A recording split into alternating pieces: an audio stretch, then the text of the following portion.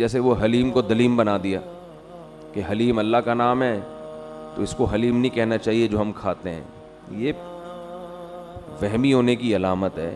وہ اللہ کا نام الگ سینس میں ہے اور یہ جو دیگ والا حلیم ہے یہ بالکل الگ ہے, اس کا اس سے کوئی تعلق نہیں ہے. تو جو حلیم کھانے کی چیز ہے وہ حلیم ہی ہے, وہ دلیم نہیں ہے. یہ جو دیندار لوگ ہوتے ہیں نا, وہ بھی شیطان ان چیزوں میں لگاتا ہے نا, عمل سے ہٹا کے. عمل سے ہٹا کے کس میں لگا دے گا؟ ایک بات خوب یاد رکھو, ایسا ادب جس سے عمل ہی چھوٹ جائے وہ ادب شریعت میں مطلوب نہیں ہے. اسلام میں حکم ہے نا کہ شاعر اسلام کا ادب کیا جائے, احترام, جیسے بیت اللہ کا ادب کرنا چاہیے, قرآن کا ادب کرنا چاہیے, یہ ہے نا اسلام میں. لیکن اس کی ایک حد ہے, اتنا کہ اپنے آپ کو ٹینشن میں ڈال دینا یہ نہیں ہے اسلام میں. ہم جب قرآن پڑھا کرتے تھے بچپن میں تو کسی نے ہم کو بتا دیا کہ قرآن کی طرف پیٹھ نہیں ہونی چاہیے. اب وہ پوری کلاس میں نا عجیب طریقے سے باہر نکل رہے ہیں کیونکہ سب بچے قرآن لے کے بیٹھے ہوئے ہیں. تو وہ ایسے نکلنا کہ کسی بھی کی طرف پیٹھ نہ ہو, یہ اچھا خاصا ٹینشن والا کام. تو یہ آپ کو یہاں ملیں گی یہ چیزیں بر صغیر میں. بھائی اتنی ٹینشن میں نہیں ڈالو یار, ٹھیک ہے جان بوجھ کر نہ کریں, لیکن کہیں حرج ہو رہا ہے تو پھر اس میں کوئی حرج نہیں ہے. مسجدوں میں دیکھ لیں, اگلی صف میں تو لوگ بیٹھ کے تلاوت کر لیتے ہیں, پچھلی میں نہیں کرتے, کیونکہ پچھلی صف میں لوگوں کو یہ ہوتا ہے کہ آگے جو بیٹھا ہوا آدمی ہے اس کی پیٹھ ہو رہی ہے. اس چکر میں پوری مسجد میں ہزاروں لوگ بھی ہوں وہ قرآن لے کر تلاوت نہیں کرتے. تو یہ اپنے کو خامخواہ میں ٹینشن میں ڈالا ہوا ہے. نارملی اس کا اہتمام کر لیں, کسی کے پیچھے نہ بیٹھیں, لیکن اگر بھائی رش ہے تو پھر مجبوری ہے, یہ بیٹھ جائیں قرآن پڑھیں.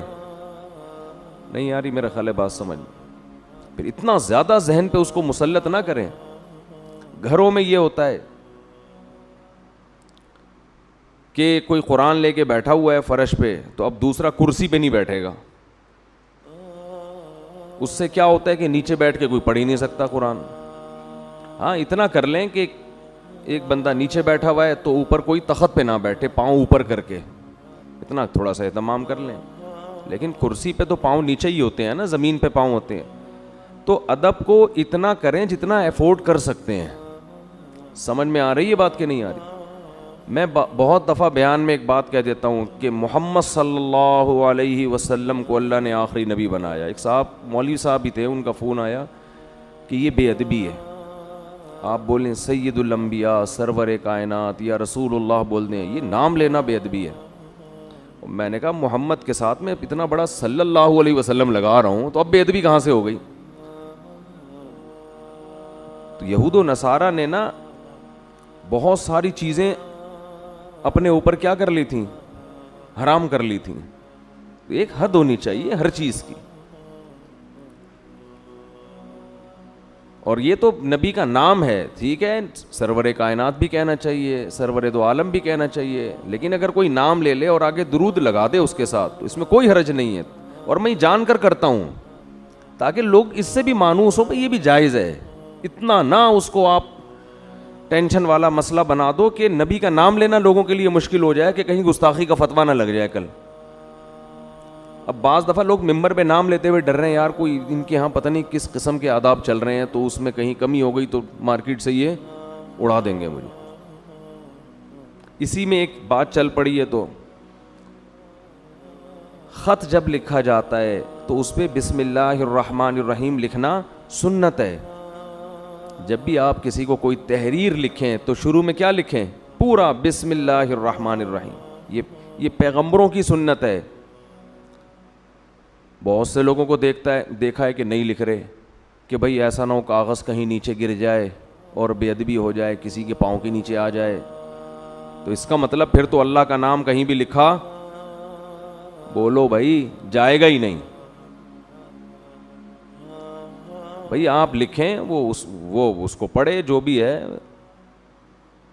اگر اتفاق سے کہیں گر گیا تو اتفاق سے تو دنیا میں بہت کچھ ہو سکتا ہے. ہمارے نبی نے جو غیر مسلم بادشاہوں کو خط لکھے ہیں اس میں بھی اللہ کا نام لکھا ہے، حالانکہ اس میں یہ ڈر تھا کہ پھاڑ دیں گے، بے ادبی کریں گے۔ سلیمان علیہ السلام نے جو ملکہ سبا کو خط لکھا، انہو من سلیمان و انہو بسم اللہ الرحمن الرحیم، پوری بسم اللہ لکھی ملکہ سبا کو، وہ تو غیر مسلم تھی، اس بات کا بھی امکان تھا وہ بے ادبی کرے۔ تو امکان اور وہم کی بیس پر ہاں 100% کسی کو یقین ہو کہ یہ ایسا کرے گا، پھر انسان احتیاط کر لے۔ بعض وہمیوں کو دیکھا ہے روڈ پہ چلتے چلتے بس دیکھ رہے ہوتے ہیں کہ کہیں بھی اخبار پہ اللہ کا نام تو نہیں لکھا ہوا، اٹھا کے اس کو اوپر رکھ رہے ہوتے ہیں۔ او بھائی اپنا کام کرو، جاؤ یہاں سے۔ واضح طور پر خود سے نظر آ جائے کہیں ایک کاغذ پڑا ہوا ہے جس پہ اللہ کا نام لکھا ہوا ہے، واضح خود سے، پھر آپ اٹھا کے اس کو رکھ دیں، نہیں تو اپنا کام کرو بھائی، ایسے تو پتہ نہیں کیا کیا پڑا ہوا ہے زمین پہ۔ دیکھو چیونٹی، بلا وجہ چیونٹی مارنا بھی اسلام میں جائز، بولو نا یار، نہیں، اگر وہ تنگ نہیں کر رہی، خام خامے آپ چیونٹیوں کو مارنا شروع کر دیں، یہ غلط ہے۔ لیکن یہ اتنا وہم میں آ جانا کہ چلتے چلتے یہ دیکھنا کہ کہیں مجھ سے کوئی چیونٹی نہ آ جائے میرے پاؤں کے نیچے، یہ زیادتی ہو جائے گی۔ یہ کیا ہو جائے گی؟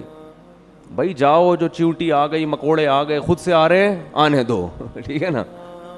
ہاں جان کر بلا وجہ چیونٹیوں کو تلاش کر کے مت مارو، اگر وہ تکلیف نہیں دے رہی ہیں۔ اگر گھر میں کیڑے مکوڑے ہیں تو ان کو مار سکتے ہیں آپ، محلے میں ادھر گلیوں میں تو کیا کر رہے ہیں، آپ کو کوئی ٹینشن تھوڑی دے رہے ہیں۔ لیکن اب کیا ہے، آپ چلتے چلتے دیکھ کے جا رہے ہیں، کوئی مکوڑا میرے پاؤں کے نیچے نہ آ جائے، کوئی چیونٹی نہ آ جائے، تو چھوڑو بھائی، آنے دو، آن دے، کچھ نہیں ہوتا اس سے۔